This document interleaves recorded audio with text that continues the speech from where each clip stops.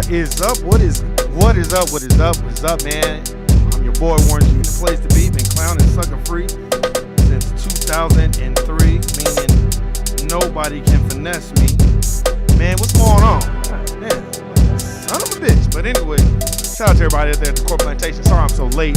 I was doing a Twitter Spaces with these brothers. These brothers was dropping jewels. I gotta give this brother. This brother got this brother got the motherfucking real estate game. He got it popping. So, hey man, you gotta come up with different avenues, different streams of revenue. All this motherfucking working at the Court Plantation 50 years. Shit. You like, why you saying this, Warren? Hey, I got an email from one of my 401ks talking about you're doing well.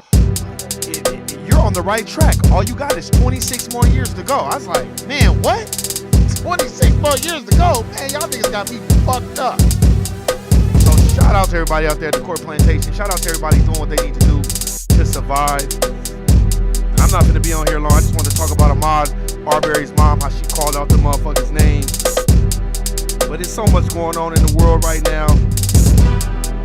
And we about to get into it right now. Facts. Shout out to everybody out there. Hey, Shawnee, Tasha, Erica, no compromise. 066, Screwhead. Misha, you already know what it is. My bad. Cut the damn thing off. Cut this music down and shit. Man. We about to get into it, man. It was funny too, man, because I was at the gym, right? You know what I'm saying, at the gym, and I was talking to one of these brothers that was at the gym, white brother. It's cool, man. We just chopping it up, and he just was like, "Yeah, man, I'm retired, and I did 20 years in the military and Air Force." And then he starts immediately. He's like, "Yeah, man. The only thing about it was, man, my stomach is so fucked up, man, because my second tour I was around those tar pits, those burn pits, and I don't think y'all probably not familiar with burn pits, but go look it up in the military. Burn pits. Jon Stewart did this special on Apple TV, and he had all these ex-military people, and they were young too. They were like in their 20s and their 30s, and they were all fucked up. This one brother had Hodgkin's lymphoma at like 26 years old. They was like, man, what the fuck? And then a lot of the other white people, they had like colon cancer and all this other shit at 20 and 30 years old, because you're breathing in. There's no trash companies out there. And this brother was like, yeah, man, I do my 20 years. I think I'm gonna retire. And then now they want to take out my colon, and my stomach is all fucked up. And I was like, damn. And it just really awakened me of like, you know what, man? Look, go there, do your job, but don't get attached to these motherfucking jobs. Don't get attached to these Court Plantations and their tactics and the bullshit that they do. Because let me tell you something, they don't give a fuck about you at the end of the day. Like Michael Jackson said, all I really know is they don't really care about us. And that's a fact. And he was white. And until the dominant society and all these other racial groups understand that, hey man, yeah, there's racism, white supremacy, but then there's a caste system too.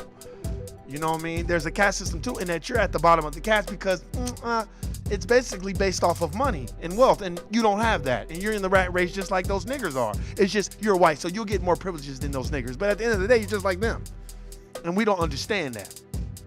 So I just thought I would talk about that, man, because I thought that was very, very, it was an eye-opener, even to me. Like, so what, I'm gonna just work this job for fucking 50 years, and then boom, all right, now, nigga, you're sick. All right, now, nigga, you dead. Like, man, what the fuck? So you got to handle business and do what you need to do, man. And stop worrying and stop. And handling business does not mean scamming and running game on your own people. Handling business is being self-sufficient and trying to figure out what type of streams of revenue you can do and what you need to do in that process. And I think a lot of us need to have that in mind. I was looking for Ahmaud Arbery's mom because she was saying some real shit. She was calling out the DOJ because they was on some sucker shit, and you got to start doing that. Even though they did find them guilty, but I still like what she said because she was calling their asses out. And I think it's very imperative that you don't do smiling, and you have to almost kind of look at them like, I'm not going to smile until the outcome, and then at the outcome, my son is still dead, so I'm not going to really be smiling like that because there's nothing to smile about. Somebody even asked her a question, and I want y'all to hear it. Oh, do you ever get it? She's like, no, that's my son. I don't never get over it. I can't never heal. What do you mean? because they just expect black folks to just forgive and move on and oh well. And see, what has happened is now I feel like the killings are gonna ramp up. It's going to be worse because now I feel like the dominant society, you know, they don't like authority. They are the authority. So when you try to you know, white folk don't like to be governed by other white folk in that capacity in dealing with black folk, especially when they're dealing with FBA. They don't like that. That's why Dante Wright, their mama basically, oh, all right, you nigga lover bitch. We don't give a fuck about you or your nigga son. Nobody, you should have had a white son. So, oh well, bitch is only getting 2 years and she get out, she go be a police and go kill some more niggas. And I don't give a fuck about your white tears because your white tears don't count, bitch, because you have committed treason to the dominant society. And that's how they view her. So one or two things is gonna happen. You either got your wake up call of, yeah, this is how it goes, or, you know, you'll go back on that side. Who knows? The choice is hers. But you definitely got that wake up call from that judge who wants to be the part of the dominant society too. She's probably a white supremacist in training. You know what I mean? She wanted to break down, start crying when the police officer was crying and shit. But the mom who lost her son, you just looking at the bitch like, oh well, because it's called being on code. So I'm gonna play this of Ahmaud Arbery's mom. She was going in. She was saying some real shit. Together, yeah, I'm not gonna play that part. She was saying some real shit though. So here, I'm about to play right now. Skip through it. Here we go. I want to address the members of the DOJ. I'm very thankful that you guys brought these charges of hate crime. But back on January the 31st, you guys accepted a plea deal with these 3 murderers. She calling their ass out. Like basically, y'all was trying to accept a plea deal and move the fuck on. Who took my son's life. Marcus and 2 of Ahmaud's aunties stood before the courts and begged the judge not to take a plea deal that the DOJ went before the judge and asked them to take a plea deal with these guys. that's a mother. Attorney Ben Crump just called these women, just called her name, Christian Clark. Yes. As I traveled to Brunswick on that Sunday afternoon, I spoke to Christian Clark and the lead attorney, Tara Lyons, begging them to please not take this plea deal. They ignored my cry. See? Because at the end of the day, man, we don't really care about your son getting killed.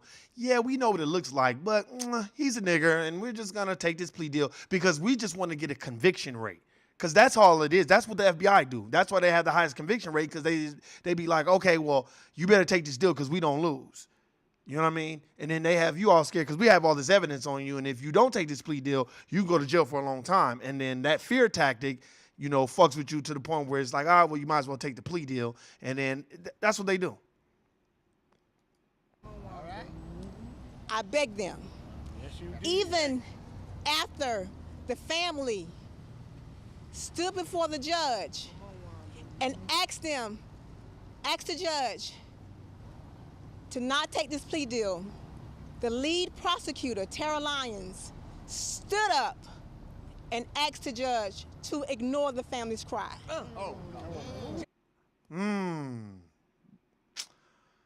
Oh, the dominant society back at it again. Oh, man, it just doesn't even shock me how they operate. None of that shit shocks me because this is what you're dealing with when you're dealing with racist or white supremacy. This is what you're dealing with. And then they're going to have an investigation, basically white people investigating other white people. That's not justice for Ahmaud. Oh, come on. What we got today, we wouldn't have gotten today if it wasn't for the fight that the family put up on January the 31st. What the DOJ did today, they was made to do today. Come on. It wasn't because what they wanted to do. Taxpayers. They were made to do their job today. Thank you, because they really didn't want to do it. But they didn't want no pushback, and the DOJ is a reflection of the Biden administration. And hey, it's about to be time for an election pretty soon. You're going to look up and it's in 4 years going to be gone. And then you're going to have Trump and them running again. So what they're trying to do is pad their numbers of, see, we convicted those racists, but nigga, I had to force you to do it. I'm not gonna congratulate you for doing your job. You doing your job. Yes, sir. We just got in a statement from the president and CEO of the NAACP saying this: 2 years ago today, none of us knew of Ahmaud Arbery. But 2 years ago tomorrow, his story shook the conscience of our nation and world. Ahmaud Arbery was lynched in broad daylight, and today's verdict brings us one step closer to justice. What's your reaction to the verdict, Joey?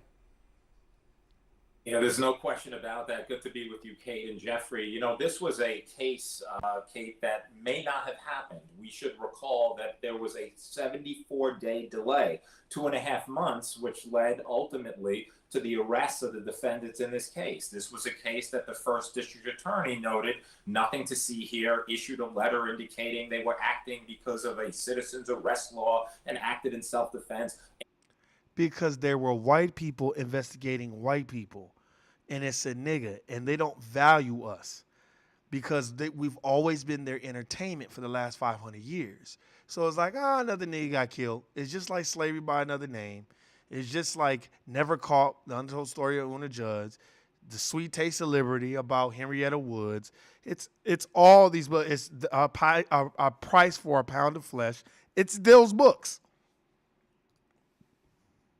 Another district attorney who is under herself indictment for failing to really uphold her oath in office. And then you look to this actual verdict, and it's a case that may not have occurred, but for, as we heard Wanda Cooper Jones, Ahmaud Arbery's mother, say, they fought and they fought and they fought. And so the reaction is that people who are not of goodwill, people who are going to be racially disparaging, people who are going to engage in activities that are motivated by racial hatred and animus need to be held accountable. Final point. At the state level, we didn't hear about all of this racism. Why? Because it was about really the essence of whether or not they engage in this activity. The federal case was all about racial hatred, and some of the things, Kate, that we saw, text messages, social media, etc., of what they believe, their values, their beliefs, their principles, prosecutors did an amazing job connecting that to what they did on that fateful day 2 years ago tomorrow. It was the right call. It needed to happen, and the Justice Department needed to get involved. They did, and the unanimous jury found them guilty of all counts. Jeffrey, Wanda Cooper Jones has been a force throughout Ahmaud's mother, and in speaking, you could see her standing there. She said she was thankful for the Justice Department and what they did, but she was not happy. No, Well, why should she be happy? Why do I have to force somebody to do their job when that's your job? That's what you get paid to do. You get paid to investigate the shit and step in when you see some funny bullshit going on. But what has really had happened was they was just hoping the shit would go away. You know what I mean? They would just open, but see, that mother, she doesn't look like she's a smiley woman. What I like about her mentality is she not up there crying. Y'all notice that she not up there crying and singing church songs. See, and singing hymnals and shit, and we shall overcome and all this bullshit. No, she's like, no, man, they wouldn't. I'm thankful they did it, but they didn't really do their job the way they were supposed to. We had to make them do their job. So I don't really appreciate that.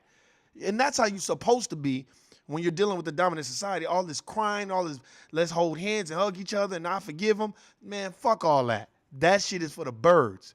Fuck all that. Ask the white Jewish community, do they forgive Hitler's great-great-grandkids for what Hitler did? Ask them. Most white Jewish people, they don't even want to buy a Volkswagen Jetta. So, but you want ask them. Be bold enough to ask a white Jewish person, do you forgive Hitler for what he did to your family? Them motherfuckers would be like, fuck no, and fuck you for asking me that. And that's what they would really tell you. So I don't understand. We supposed to be the forgiving. And I like that this sister's like, they didn't really do their job. We had to force them to do their jobs. And no, I don't appreciate that. She got that look on her face. And that's how you're supposed to be. Somebody's dead. You shouldn't be cry in public. I mean, in private, and then in public, no smiling. And let them motherfuckers know, nah, man, I don't appreciate this at all. For a hate crime that's so heinous, they should get the death penalty. All three of them. Whoever was all there, the motherfucker videotaping it, the motherfucker setting it up, death penalty for all y'all. Motherfuckers start getting the death penalty, they'll be like, all right, fuck this shit. I ain't killing them niggas no more because this shit ain't funny. They trying to kill us too. Fuck that. There were two cases here, just to remind people who may not have been following this as closely as we have, is that there was a state case where the three defendants were convicted and already sentenced to very long terms, but at the same time there's this federal case which, under the same set of facts, they were charged with violating Ahmaud Arbery's civil rights, that is, shooting him, killing him because he was black. And that was the conviction today. The family of Ahmaud Arbery, led by his mother, were very insistent that there be both cases, not just the state case, but the federal case as well. There was at one point, it looked like there was going to be a plea deal in the federal case. The family objected. Thank you. Why would I want a plea deal? The judge said, I'm not accepting the plea. I want to have this trial. The trial has just been completed, and just again to remind people who are not following this closely, it is extremely unlikely that any of these three defendants will ever see the light of day again between the sentences in the two cases. Because they were already all facing life in prison. They should be facing the death penalty. I don't need to hear no more. They should be facing the death penalty. That's what you should be facing. You should just be on death row. And I'm not talking about the record label that Snoop Dogg just started up again and bought. No, nigga. Guilty, nigga. The death penalty for you. Then niggas will stop doing that shit. Then they'll be thinking twice before they run up on a nigga. Be like, fuck this shit, man. I ain't trying to go to prison for life or get the death penalty. But they'll be heroes in prison. They'll live good. They'll be honorary members of the white supremacist groups that are in prison, along with all them other racial groups that click up with the white supremacist groups because they don't like niggas, because they like niggas at the bottom. That's why nobody want to come together until a motherfucker like Trump be like, fuck all you racial groups. I don't give a fuck. Y'all ain't got no money, so fuck you. I don't care. Fuck you too. Then that's when motherfuckers like, oh, we gotta get Trump out. Now everybody want to be together. All right, nah, nigga, get your hands off me, nigga. I ain't your friend, nigga. Motherfucker, oh man, Trump. Good. Trump win again, good. Fuck Joe Biden. Motherfucker ain't did shit for black people since he been in office. But he passed the Asian hate crime bill, though. Now, how you gonna pass an Asian hate crime bill, but Ahmaud Arbery is the one that just got killed? Fuck out of here. But hey, man, that has been my time. I want y'all to understand this. Know who you are. Know your path. Do not sit around waiting for people to pass you anything and die. You got to sometimes just go out and create your own avenue and link up and partner up with people that are on the same page, that are handling business. Because I'm going to tell you right now, in this system of racism, white supremacy, we don't have time to view each other as competition. We have to view each other as allies and as teammates. You know what I mean? And we have to stop looking at the materialistic side of the situation and more look at the mental side of the situation of where you want to be, because you don't want to get those emails. I got that. I remember one time I got a letter too from the Social Security place talking about, oh man, you right on track. This is when I was working like 3 jobs. You right on track. All you got is 40 years to go. I was like, nigga, what? What the fuck? And if you keep at this pace in 40 years, you can get this much. I'm like, well, by that time the money won't even be worth shit. I said, man, the type of sucker ass games the dominant society come up with, it's so much bullshit. So look, read, research, network, get with people that's putting you up on the game, and if they not, and they jogging in place and they stuck on stupid, just get the fuck away from them. Hey man, you already know what it is, you know what it ain't. Stay away from the Steve from Django's. Hey, do your research on your own and handle business, love, live life, and stay in your own lane. Don't worry about nobody else.